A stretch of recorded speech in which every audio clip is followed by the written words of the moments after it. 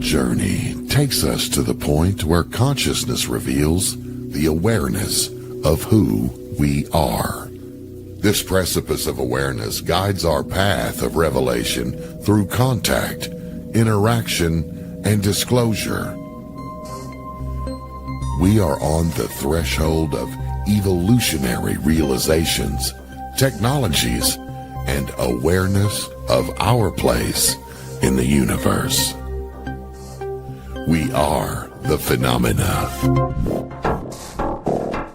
Welcome to MUFON Contact Radio with your host, Richard Banisak.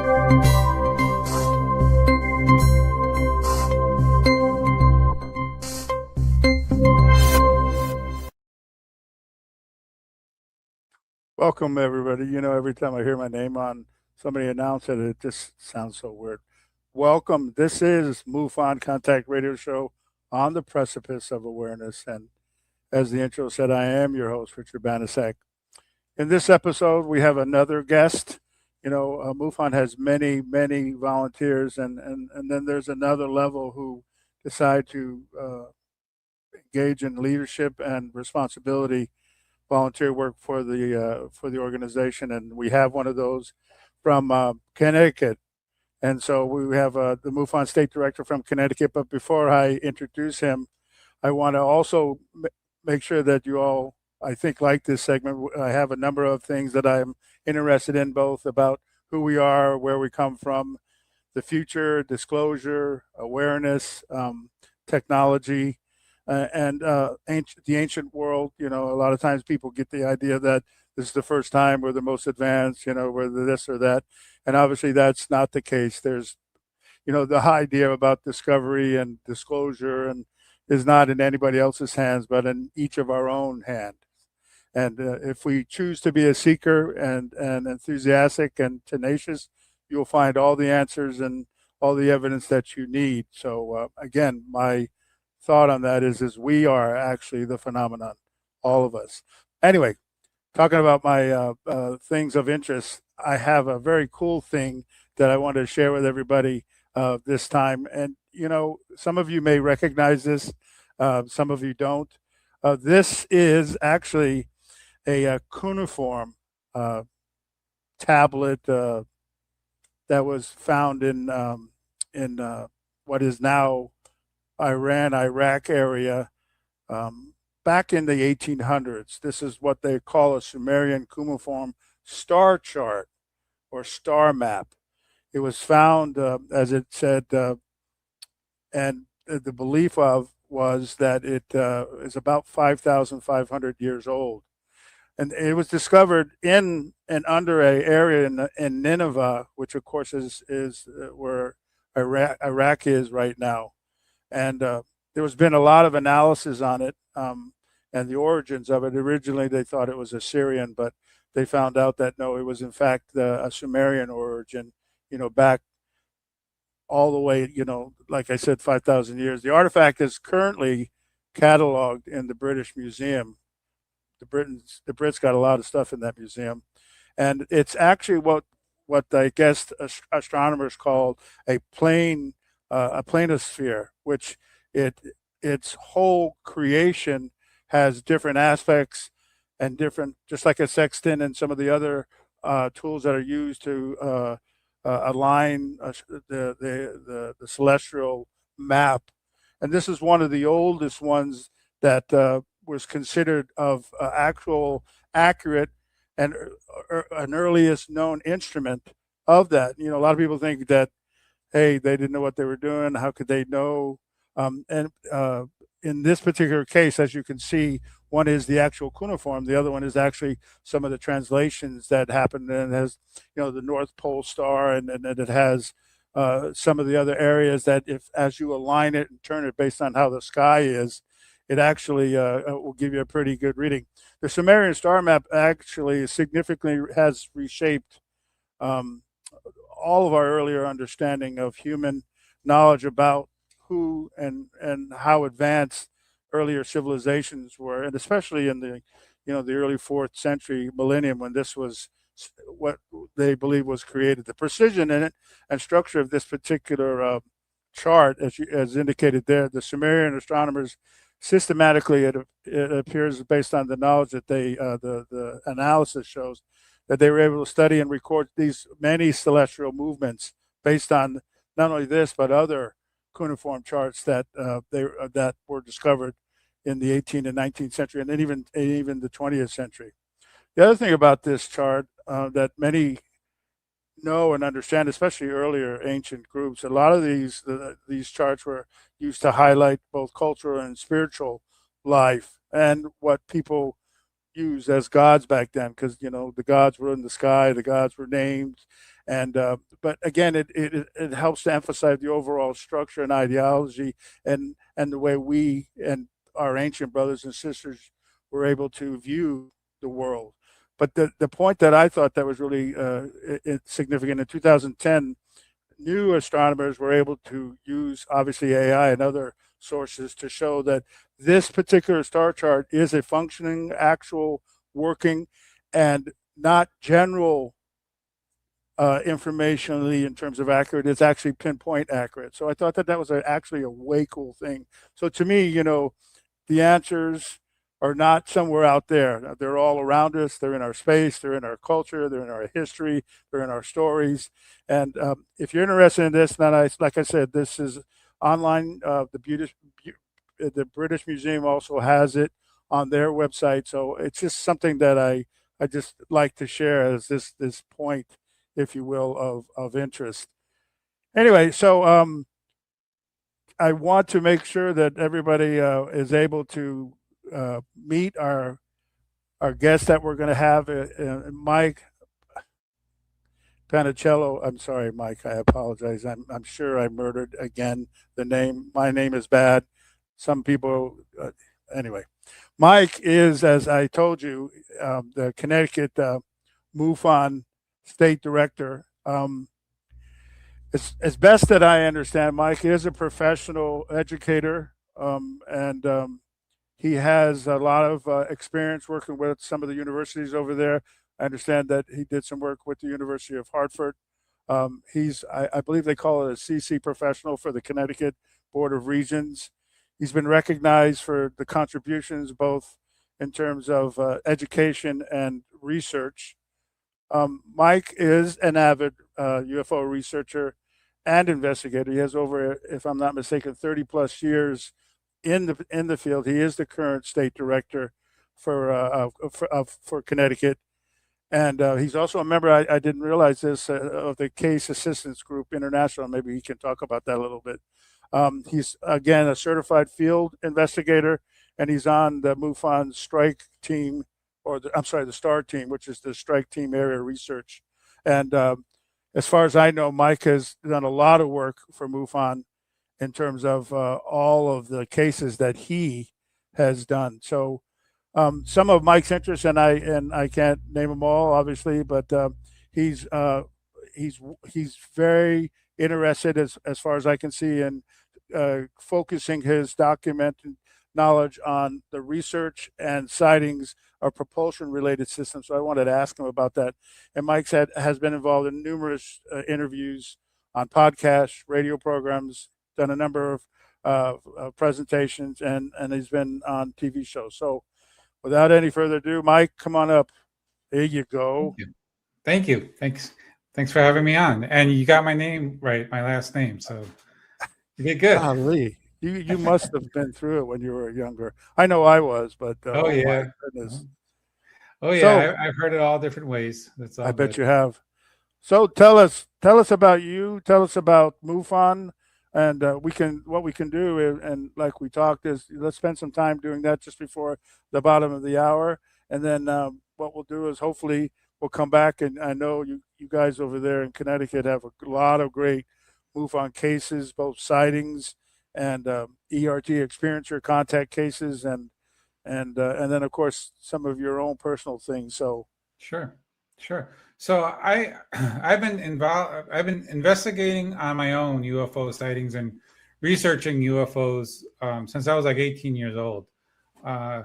I didn't actually join MUFON until 2012. I became a field investigator, and it was actually by accident that I joined MUFON. I saw a documentary on the Learning Channel, and it was talking about how MUFON was the oldest and most respected UFO organization currently active. And I was looking for sources because, as you said in my intro, I like the secret space program. I like learning about it. I like studying it and propulsion systems.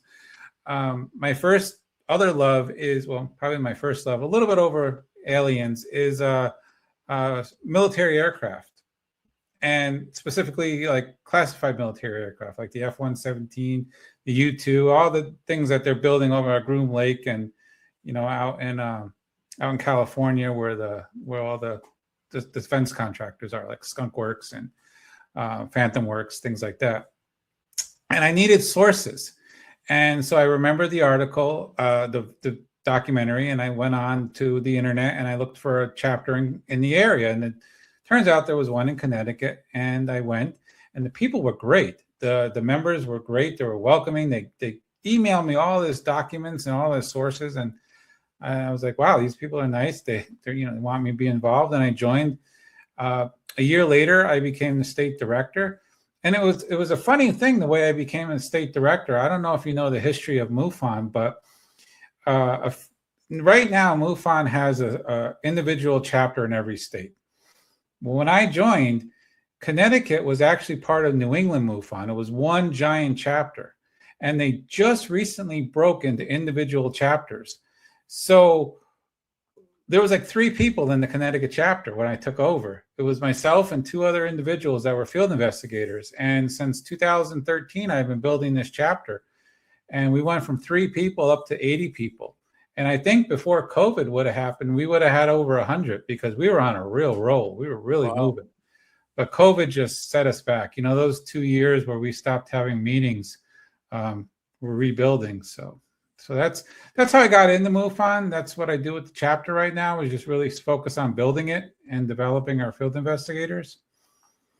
So let me ask you, and I think everybody always, because they ask me too, being part of MUFON, any personal experiences or sightings that sort of tantalized you? Not only the space, a lot of us like Star Trek, a lot of us like propulsions, but any of those type of things, not only for you, maybe in your family. I was just curious.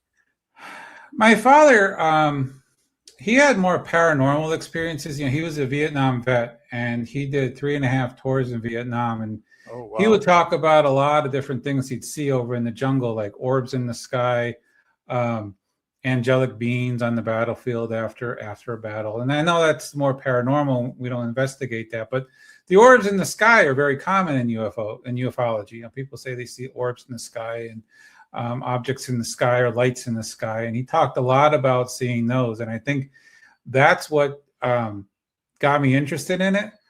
I've never seen anything myself. That doesn't mean I'm not a believer. Where I grew up, our house was over a flight path for our local airport. And, for those of you that are curious, Connecticut has a medium-sized airport. It's Bradley International Airport.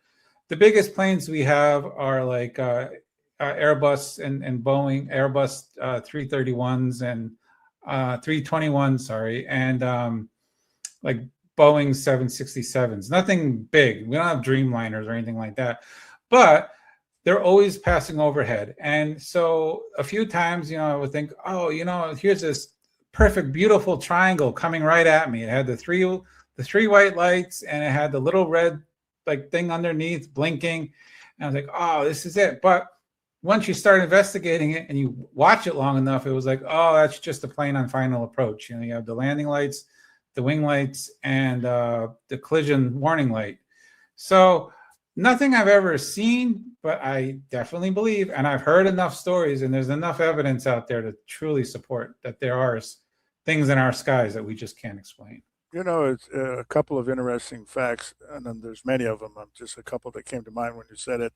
One, this idea that MUFON doesn't, and again, this is a discussion part, so MUFON doesn't recognize paranormal thing. MUFON does recognize paranormal as it is associated with sightings or encounters with what we call the phenomenon. So if it's related to the phenomenon, so many people who've, say, had an encounter with what they call a non-human intelligence as a telepathy or as or telepathic communication, or as a result of that, for some reason they're able to, after the contact, may have experienced things that they never experienced before. If it's germane and related, not just if, then yes. And I also understand we're not going to go out and investigate a ghost apparition. If it's just a ghost apparition, again, I'm sure your uncle comes to visit you, or your aunt, and that's important, but that's not under MUFON. However, if you happen to have, like Whitney Strieber or some of the many others, and then they have other encounters that are associated with that, we do have a tendency to look at that. But the other thing that I wanted to mention that I thought Mike was interesting, there's an old researcher from the 70s and 80s. His name was Bill English. I don't know if you ever heard of him. He actually served in Vietnam. And after serving in Vietnam, he became part of the intelligence groups and did a lot of work. But he actually viewed some secret documents from one of the Blue Book. I think it was the 14 report or the Grudge report, and it had. He didn't believe in them either, and he 2 or 3 tours in Vietnam, but he had went through a special operations detail while he was in Vietnam, and they recovered a plane that went down and some bodies and things that were related to that. And when he was years later, I don't know if it was 8-10 years later after Vietnam, he was going through this secret document that he was asked to analyze and to give his commanding officer, or whoever it was, I don't even know if it was the military, could have been intelligence, his viewpoint on it. And he didn't think anything of it. He thought it was a bunch of junk. He thought somebody was making all this stuff up. And you got bodies, you got sightings, until he saw a picture of a crash in Vietnam that he actually took the pictures of that were in the report. And the point is a lot of activity, and this is where I'm going with that. A lot of sightings, a lot of activity happened in Vietnam and during the course of the war. And there was a lot of service people, both civilian and non-civilian, who have experiences that a lot of them don't talk about. And maybe maybe this is an invitation to people who especially in the military, who've had those experiences. And then when you said your father has had some paranormal, I guess my question would be, now, is that something that was infrequent? Was it as a result of his time in Vietnam? And then was the paranormal things just straight paranormal, or could they have been tied to something maybe you and I both do in our work with MUFON? So that's a great question. And that's a point of clarification. You are right that I think of paranormal in the way of angelic beings, of like multi-dimensional beings. I think is more accurate to say than like, MUFON will investigate multi-dimensional beings as related to paranormal. I was referencing in the term of paranormal as in like spirits. After you have a major battle and you have all these dead bodies, a lot of times people would be leaving their bodies, and he would see that. So I'm referencing paranormal as in like paranormal as a ghost hunter. Like he saw spirits. He didn't see interdimensional beings coming out. He was seeing people leaving their body, and that whole violent part of a war in a battle is what he was referencing. So there's a lot of paranormal in that, as in the traditional sense, not like how we investigate it. So that's why we wouldn't even touch that. But it did spike my interest in it, and it did get me interested in like, well, we are kind of multidimensional beings if you think about it. If we go to another side, or if our spirit, or whatever way you look at it. So it's one of those gray areas, and I know that there's a lot of debate on the internet about how we approach that, and even within the organization. And we're not here to talk about that, but there's just so much out there that we don't know about. There's so much in there that's not black and white, that it's gray. And I think that's the greatest thing about our field, is that there is just so much still to learn. You're never going to stop learning. There's always new connections being made. And the nice thing about being part of MUFON is you're linked to such a large organization with people of such diverse interests and such diverse experiences that they become resources. And you can talk about that. You can talk about multidimensional beings with people like in the ERT team that have more experience with that. And you can talk about the mechanical part of the craft, the people that are like engineers that come in as field investigators.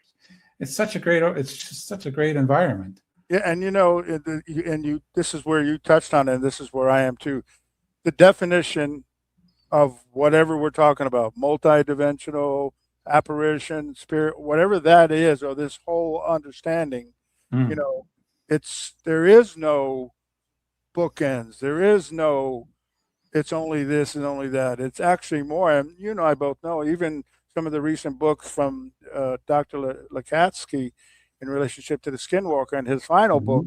And in his final book, his whole point in the final book, and Dr. John Mack talked a lot about this, the paranormal, and again, I'm using, forgive me for whoever's listening, I don't mean to lock anybody into anything.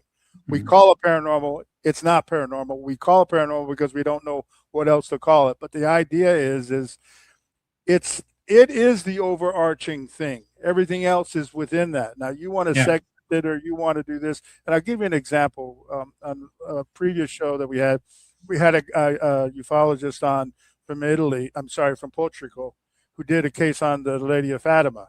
And the whole point of the Lady of Fatima was not only what it was an apparition, right, and some of the things that were related to that, but there was also, in his investigation and some of the others, a disc in the sky and the way it moved, and the other indications of it being looked at from a new lens. Again, I'm not saying it's right or wrong. I'm not saying he's absolutely on or not. That's not the point. It goes to what you're saying. Who knows? Whatever that is, whatever it is something that we cannot put parameters or definitions or define it, because a lot of times you're doing it a disservice if you try to put it in a box or put it in a vehicle or put it in a word. And if we have an open up enough mind, then maybe we'll even grow further. It's just like, this whole idea about ancients, we're only this old and they don't know what they're doing and we're the smartest, brightest. You and I both know that's not the case. There's so much other stuff out there, but I thought it was cool. And the people from Vietnam, the work that they did and the things that they saw, but there's been countless stories of our type of work in there. Yeah. Anyways, I'm sorry. Go ahead. No, please go ahead. I was going to add to that, like in Connecticut, we have two very popular sightings. We have triangle UFOs along the Connecticut and New York border, which kind of ties into like Hudson Valley UFO flap. Maybe really didn't end. I mean, still might be around there because we did a lot of sightings there. But we get a lot of orb sightings too. And, the orbs, I don't know about you, but I really don't know what they are. I mean, there's all these theories out there. Some say they're paranormal in the traditional sense that they're spirits. Some say they're energy balls of a multidimensional kind of alien, like it's an alien but it's pure energy, and that's what it is. Some say it's like the propulsion system of a physical object. Like if you watch Skinwalker Ranch on TV and they show the still videos, like, they stop a video and it looks like a metal ball, but when you're looking at it in the live video, it's like a white piece of light. Like, what is it? I mean, I think that's a great example of, like you were saying, this field, everything is like under this one umbrella, but nothing, even what we think makes sense, it's still not 100% accurate, because it has so many characteristics of one thing, but characteristics of another thing. It's like, what is it? Where do we go? And it's interesting, and that's one of the reasons why this show is called On the Precipice of Awareness. And, awareness, right, I have my definition of what I mean, and it's, by the way, it's not a definition. It's a slight under nothing. But it's like a rheostat switch, or that you use for a fan or a light. You turn it down real low, you can actually turn it up. But as you turn it up, it gets brighter and brighter, or the fan gets faster and faster. Our awareness is like that. We can have it totally dark, and I use that only as a metaphor, Nothing wrong with being dark. But as you brighten things up, you begin to illuminate more information and more things. And it's just what you're talking about, this subject. And this is what we all want in this particular organization that we belong to for the bigger population, is just to bring awareness that these things are not fringe. They're not places where people are unstable. And again, I'm not saying there's not those folks. There is, and there's a number of people who have some issues, but most people don't. Most people, they do experience this stuff all the time. Now, I'm not saying it's all UFO or related to non-human intelligence or whatever. Some of it is exactly what you're saying. You see the passing of your friend, or you're thinking of your wife and she calls on the phone right then, or hey, which way did I turn? And you see a blue sign that, hey, I remember. Oh yeah, that's where I'm supposed to turn. Again, the whole idea of this energy, really, because that's what it is, right? The whole idea of, because it's all about resonance. Anyway, before I get too far on there, I want to come back in just a little bit and talk about MUFON chapter and what you're doing before we get into some sightings. So we're going to take a break right now. Thanks for being here, and we're going to be right back.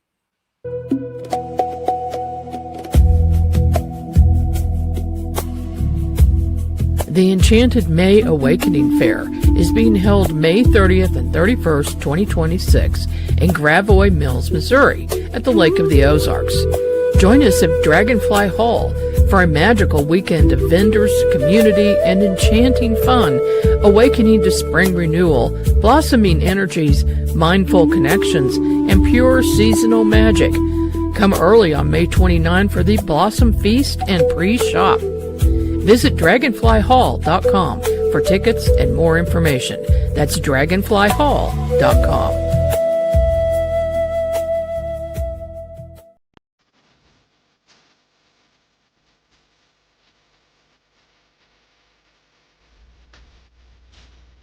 Patriox Oxygen Water addresses a condition called hypoxia, which is insufficient oxygen in the cells and tissues. The fact is that hypoxia triggers 90% of all chronic conditions, including circulation issues, low oxygen levels in the blood, and more. By drinking Patriox Oxygen Water, you can restore oxygen levels in the body, restore energy, reduce age spots, and renew stem cells. Now, as an UNX listener, you can get 10% off of Patriox Ultra High Oxygen Content Water at patriox.us/discount/UNX News, or check the shop page at UNX Network for more information.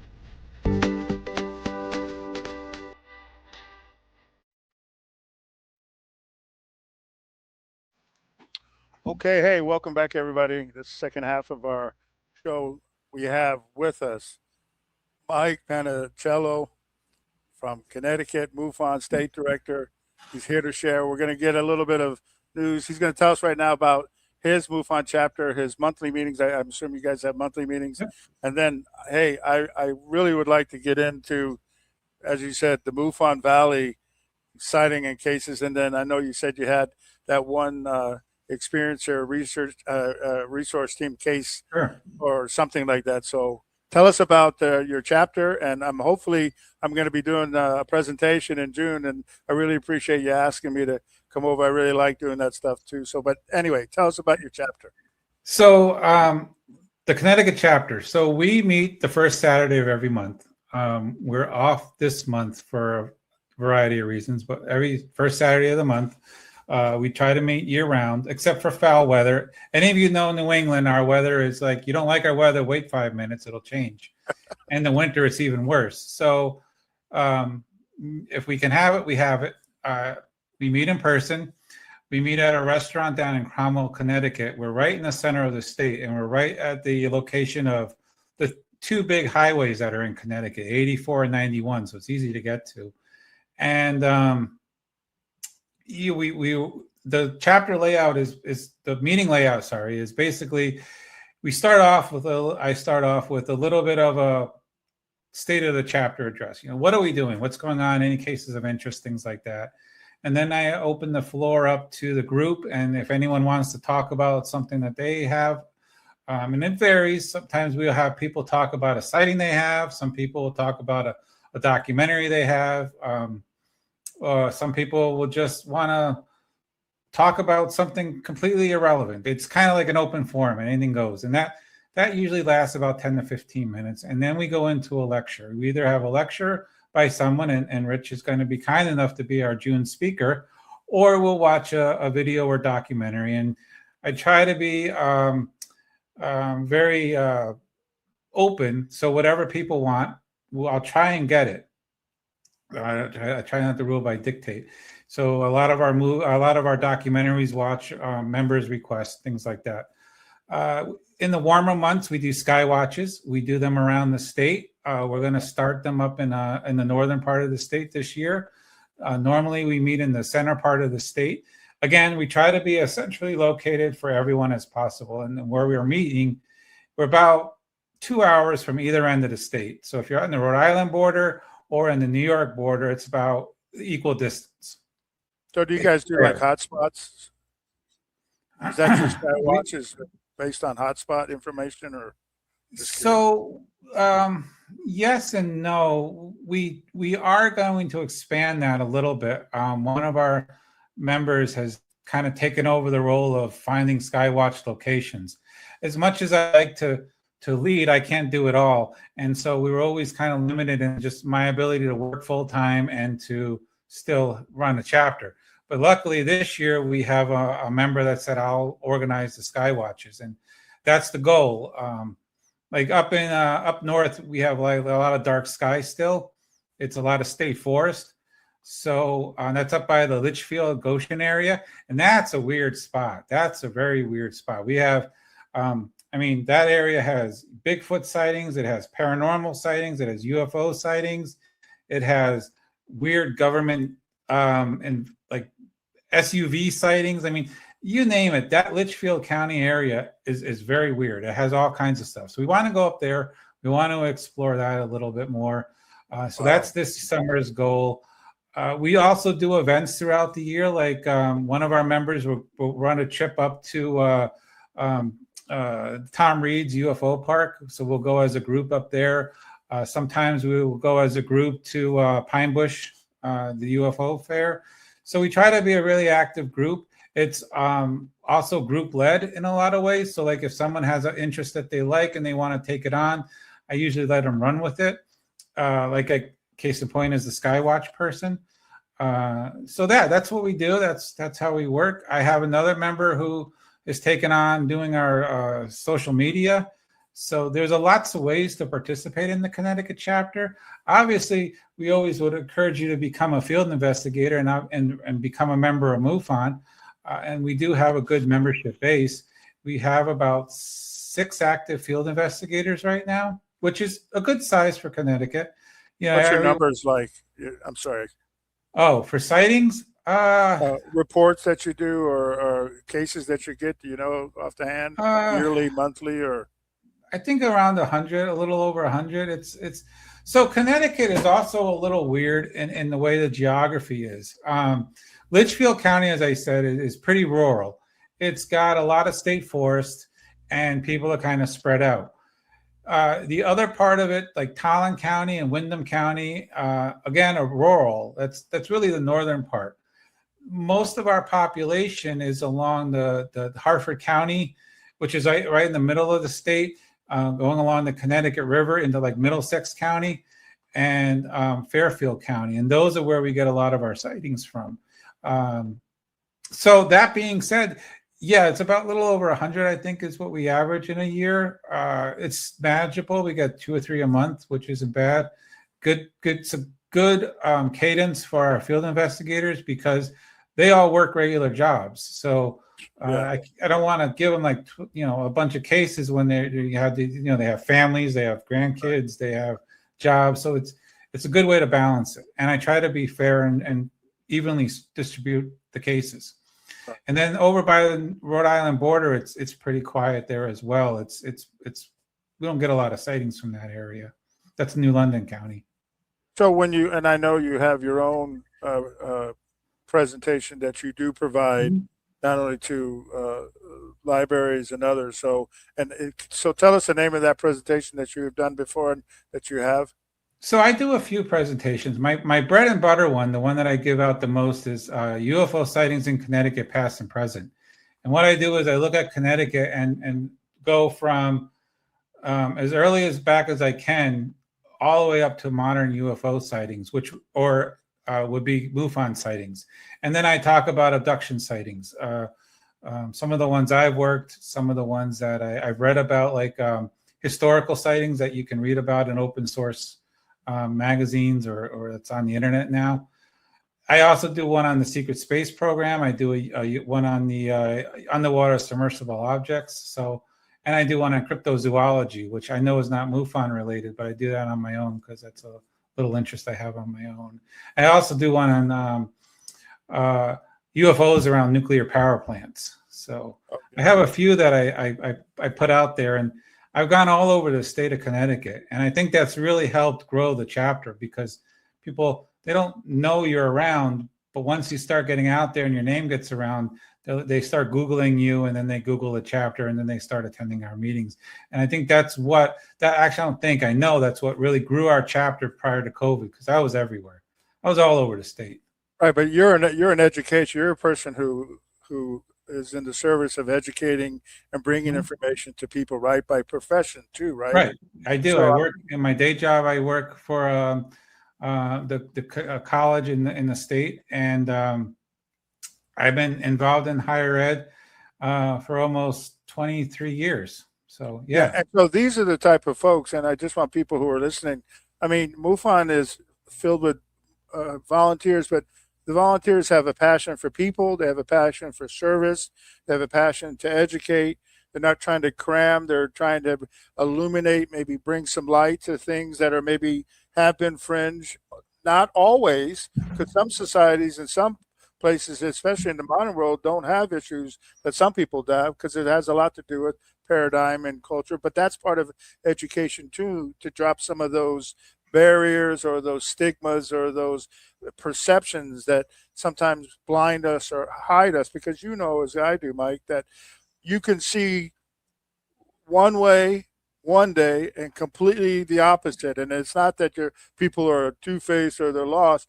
Your eyes, that awareness changes things. Just like when you were a kid, you didn't like spaghetti sauce, right?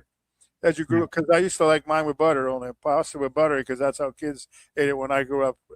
But then all of a sudden I started liking spaghetti sauce, and then how come I like oregano? How come I like garlic? The point is your paradigm changes as your taste and your education, and people in MUFON and educators and people who have service, people in the military, people who are in public service, public safety, you know, all those, the medical field. These are people that it's been my experience with MUFON. This is what makes up most of our volunteers. People who have that kind of desire to just do this type of work and give it. So I'm really happy that I know you guys do. So I'm really interested in some good sighting. Give us a couple of really good cases, sighting or whatever you think, Hudson Valley, and then give us a good abduction case. Yeah. So I think one of the sightings I really like the most is it was by one of my members. And I was talking to you a little bit about this prior to the podcast. You know, a lot of people talk about Bob Lazar. Let me set the stage. So Bob Lazar, you know, I'm not going to really go into him. You either hate him, you love him, you're on the fence with him. He's a very polarizing figure. And I always believed in him to an extent, but you know, part of me always had that doubt about him. Like, you know, is he really? Is he not? And then what was it? I can't remember the name of that movie he released a few years ago. It's not the one that he reached now. Is it like Bob Lazar in Dreamland or Bob Lazar 51? Talking about the Jeremy Corbell movie? Yeah. It was not S4. I'll look it up. Go ahead. Yeah, don't worry about it. In that movie or documentary, he talks about the propulsion system. And that's important because the way he says these things work, I actually have a case that kind of verified that. So my member in 1980, he lived in Litchfield County. Remember I said earlier, Litchfield County is a weird spot for Connecticut. It's like the Bridgewater Triangle of Massachusetts. You know, Bridgewater Triangle has all kinds of weird stuff going on in it. Same thing, paranormal, UFOs, cryptozoology, everything. Well, our area in Litchfield County is the same way.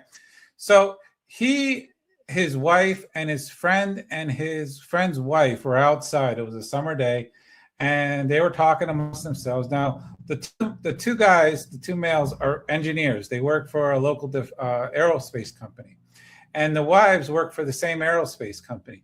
So all four of them have spent their whole professional career on aerospace, that our technology that's declassified has, like what it is. He knows with it. So they notice something in the corner of their eye, and when they're talking, and they see this traditional flying saucer, the round one with the little dome on the top, and it's right over the horizon. And maybe that's like they're on a hill, because Litchfield County is very, very hilly. It's like little mountains. It's a beautiful area. I'm digressing. But he has a clear view of the valley, clear view of the ridge line up to where this UFO is. So you can see right across to the next ridge line. And he sees this triangle, this UFO. And it's just hovering there. And it's not moving. It's not doing anything. And they're just staring at it as clear as day. And then maybe about like 15, 20 minutes go by. They're not really sure at the time. You know how it is. You're outside. You don't have a watch with you. You're kind of guesstimating at best. And then he sees the craft turn on an angle. He says about like 40, 45 degree angle. And then it disappears. And what's interesting to me about that sighting at the time, I was like, oh, okay, that's really cool. But I watched that documentary. And in the documentary, Bob Lazar said when he was at S4, the craft had these kind of like generators in the bottom of the craft that would turn, and the craft would go on an angle and then disappear. Like it'll take off. Now, what are the odds that some random guy? Now, I will say that this guy told me this story before the movie came out, because I know the skeptics will say, well, the guy watched the movie, and that's how he put two and two together. He told me this story in 2018 before the movie came out, and I've been looking into this ever since. Actually, no, it was 2016, so it was a long time before the movie came out. But the description of how this craft moves is exactly what Bob Lazar said, and this was 1980. Now, 1980 in Litchfield County might have been like, the 1940s, because it's rural to begin with now today. But you go back to 1980, where there's no internet, there's no cell phones, there's a landline telephone, and you have mail. And so he's describing this craft moving the same way that a person out in Las Vegas, out in wherever he is now, describing it. So that connection for me, that actually having a case. And if you are going to say, well, he also might have kind of fudged it later, in my PowerPoint that I give out to the libraries, I have two newspaper articles from two different sources from that period in 1980, where he told his story to, and he writes it all. It's all in the articles about how the craft goes on an angle and disappears. So, in 1980, he's describing it the same way that Bob Lazar described it. So do you believe Bob Lazar after that? I think that it's a great connection, personally. It's interesting that you talk. We mentioned earlier the new Bob Lazar movie, S4. That movie that Jeremy Corbell was, the Bob Lazar story, Area 51 and Flying Saucers, that was in 2018. This one you're going to absolutely really like, because the creators created sort of a virtual reality of the area, the site, the S4 site, the interior, the craft. You go into the craft, and it's just incredible. And then they spend some time, which one of your passions are, about the propulsion and these amplifiers. That's what they call them. They call them amplifiers that help propel the ship. And it actually goes into all of that and talks about why it goes to the side and what kind of configuration it is when it flies, Delta and Omicron and all that.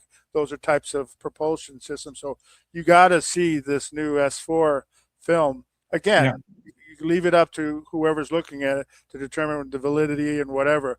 But it sort of now brings it into a real sense about allowing people to see what Bob has claimed that he saw.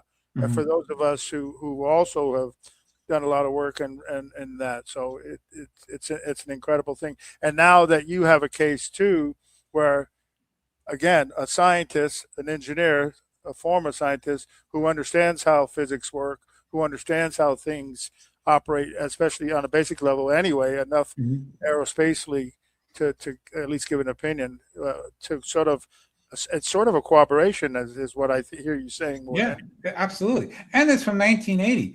And it has 2 newspaper articles that also support it, written in the 1980s. So the guy didn't make it up. The witness didn't make this up. He didn't read about Bob Lazar, because Bob Lazar came out in 1989, I believe that was the year. Yeah. So this is 9 years before Bob Lazar even took the center stage. Right. And he was out in Las Vegas talking to John Knapp. And now you have this guy in this boondock part of Connecticut seeing exactly what Bob Lazar is talking about. Yeah.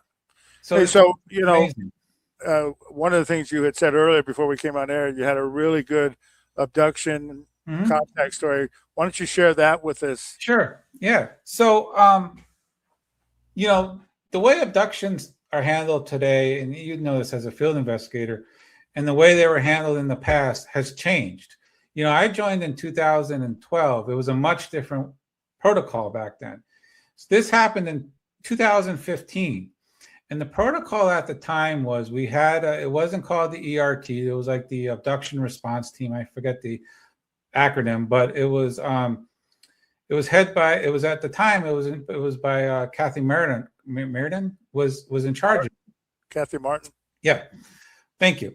And MUFON's headquarters was Betty and Barney Hill's niece. Yes, thank you. I always pronounce her last name wrong. See, I even get last names wrong. That's right. I'm terrible with them. So MUFON's headquarters, as it is today out in Ohio, back then in 2015, it was in California. It was in Irvine.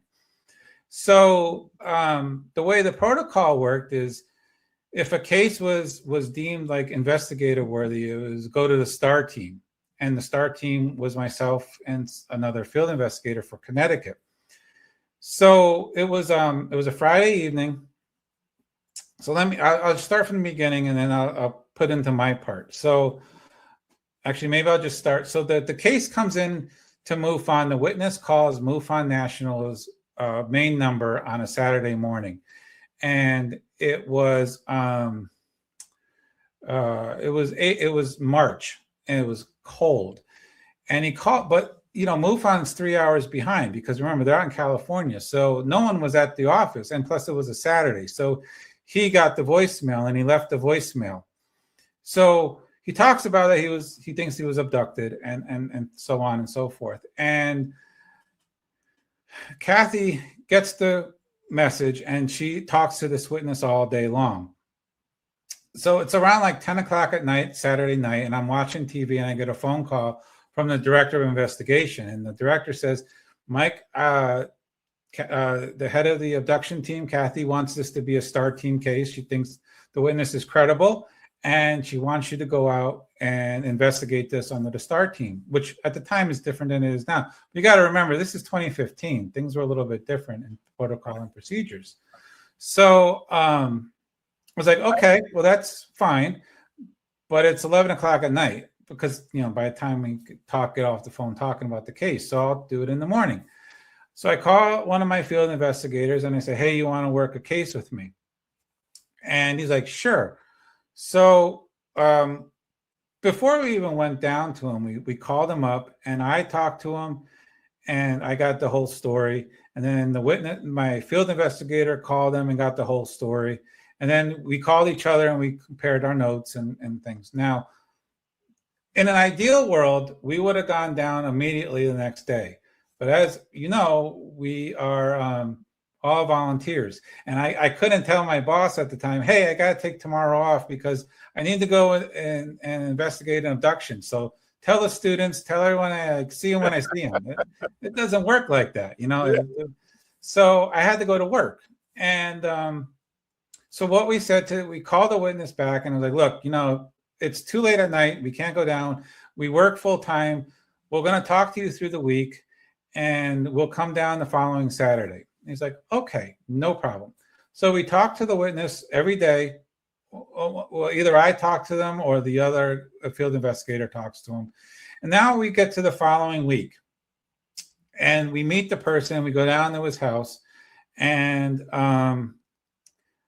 it's a guy, he's shaking like a leaf. So what happened?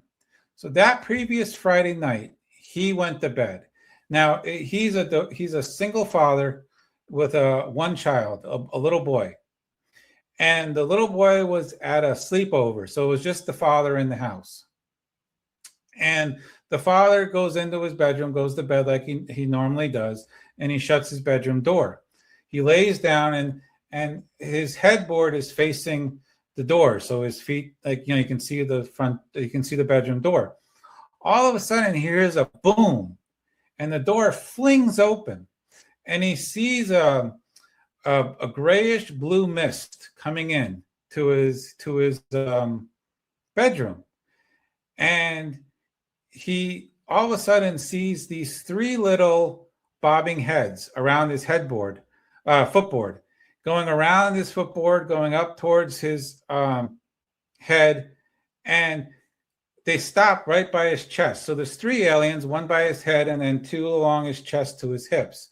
And he describes them as the traditional grays, gray skin, the almond-shaped eyes, the black, no pupils, the little mouth. And he says they're in a skin-tight, silvery uniform. And he says the lead alien, which he thinks was the head alien, had three little insignias on his breast pocket, like right above where our heart would be, but I don't know where a heart is in an alien, but up there. And now at the time, this witness is now paralyzed. He can't move any of his body parts. And the alien says to him telepathically, don't be afraid. We're not going to hurt you. Where's your son? And he responds back telepathically, well, my son's not here. He's at a sleepover. And then, so this is where it gets a little weird. So he says the alien, the head alien, I'm calling it the head alien because I don't know what else to call him. Mike, we have about 3 minutes. I'm sorry. Oh, okay. So he passes out. We don't find anything unusual in the investigation. Like there's no magnetic readings. There's no electro radiation readings. There's no unusual markings or anything like that. But his door looked like it was manually jimmied, but he had all the characteristics of an abduction. He had the sleep paralysis. He had, abductions sometimes run in families, so they had that. The blue light sometimes is reported with abductions. The telepathy, the fact that he was shaking like a leaf, like, when you see someone that's truly been scared and they just can't hold back that fear, you could see it all over this person's face. So whatever happened to him truly happened to him. And the other thing that was interesting about him is, when you talk to a witness, sometimes after a while, the witness will either let their imagination get involved and they tell you more, they tell you less, but or they tell you in a different order. So we talked to this guy for a year. We've kept following up with him. His story never changed. It was in the exact chronological order.